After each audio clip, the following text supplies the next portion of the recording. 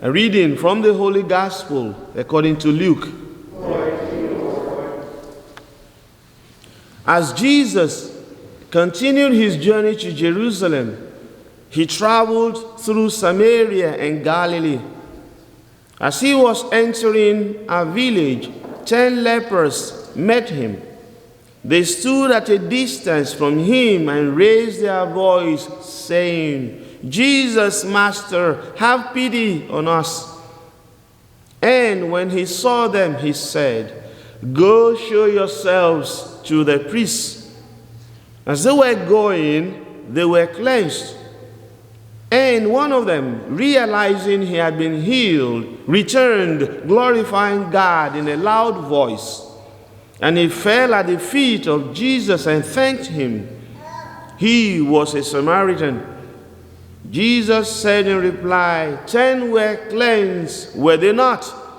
Where are the other 9? Has none but this foreigner returned to give thanks to God? Then he said to him, "Stand up and go. Your faith has saved you." The Gospel of the Lord.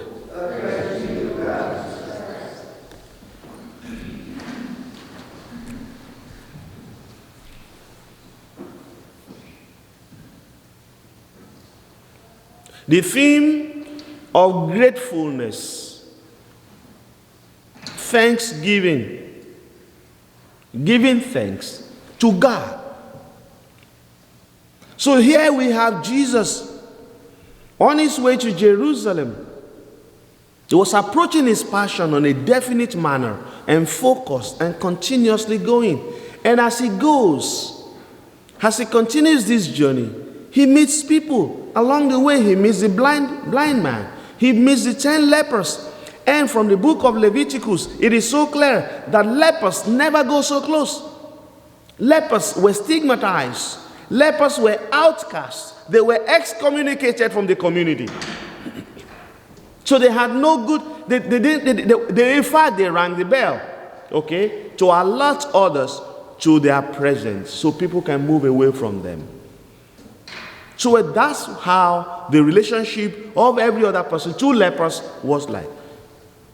You can begin to think in your mind, who are the lepers even today, but that's okay. So, standing afar from him in a distance, they placed their petitions before him. Jesus, Master, have pity on us. That's loaded. So they knew he was Jesus. They knew he was Master, Lord, Dominus. He was sovereign. He had the power to do this. And, if you go to the Psalms, they were rendering to Jesus the same kind of prayers that you offer to God. They were asking for pity. They were asking for divine mercy. They were asking for power from on high, from Jesus. So they connected that this man Jesus is a prophet. The prophet that is going to bring the tender mercy of God.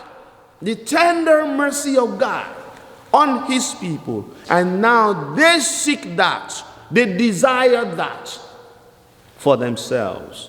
It's an act of faith. Profound faith, of course. And profound faith never goes unheeded. Profound faith, personal faith, simple faith, humble faith, never go unheeded. Ask and you will receive. Jesus says, seek and you will find. Knock and the door will be opened unto you. That's what he said. And those words are not for play. They are not for fancy. They mean exactly, and they carry out exactly what they say.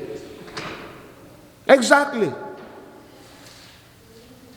And so the response of Jesus, go, show yourselves to the priests.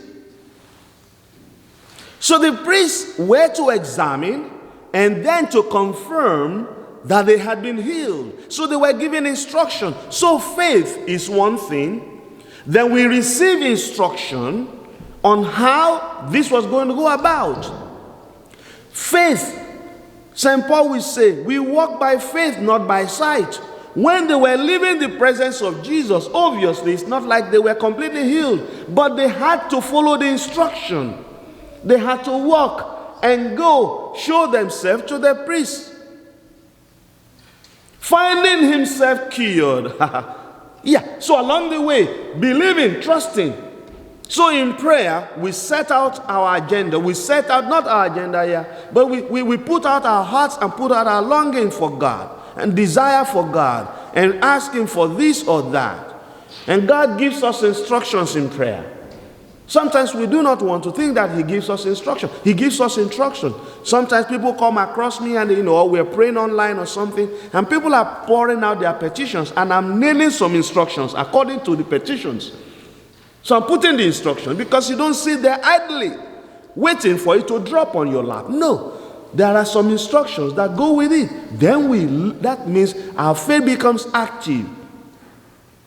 And here, this guy finds himself healed. And this is not the first time God gives those kind of instructions. Elisha, the prophet, Naaman, the Syrian, 2 Kings.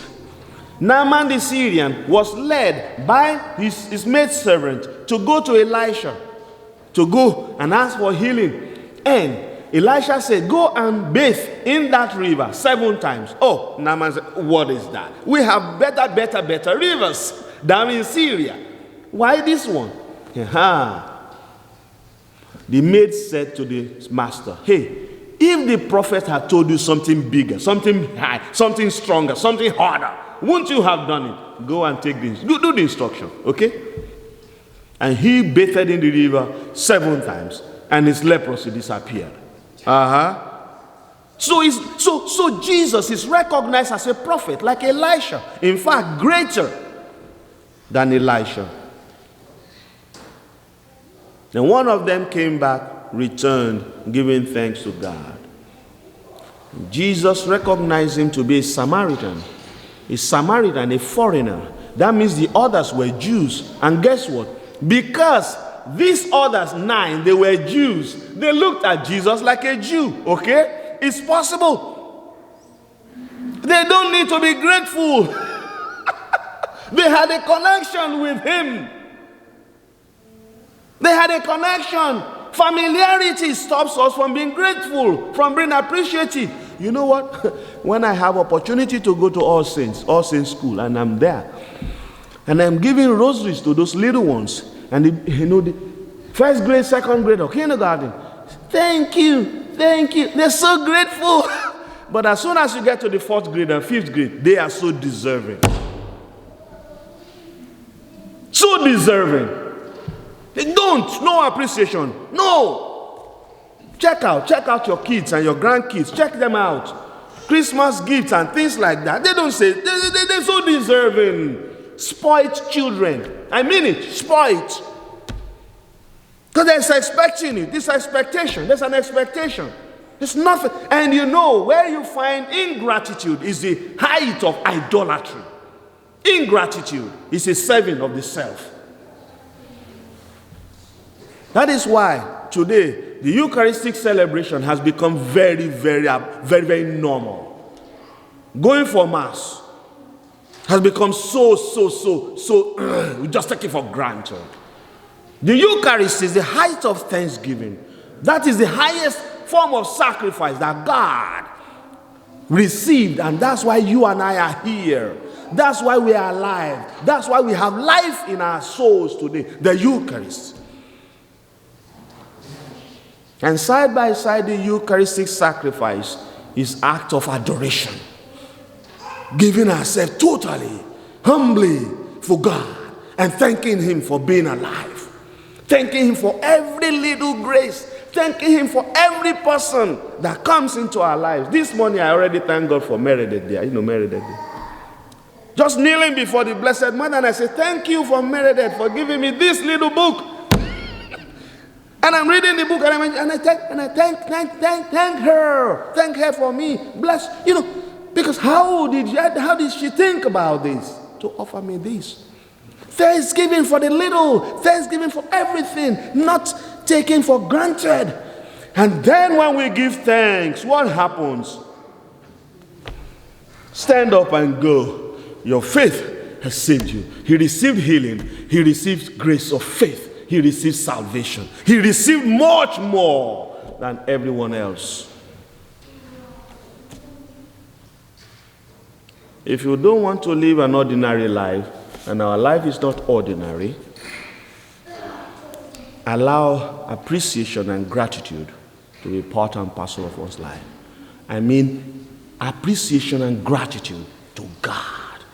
And in every relationship that we have, it will continue to grow. We will continue to grow. And the connections will be so powerful. And never ever think that we're ever deserving of anything. We use that word a lot in America. Deserving. If I hate something, I hate that word. I am undeserving of anything. Truly undeserving of anything. Everything is grace. Grace and grace. And grace is free. And because I cannot pay, I'm undeserving of it. And I give thanks always. Give thanks, brothers and sisters. Give thanks with a grateful heart. Give thanks with a holy heart. Give thanks because He's given Jesus Christ, His Son. And now let the weak say, I am strong. Let the poor say, I am weak, because of what the Lord has done for us. Give thanks. Let us rise in prayer. We pray this morning for our Holy Father, for Pope Francis, for our Bishop.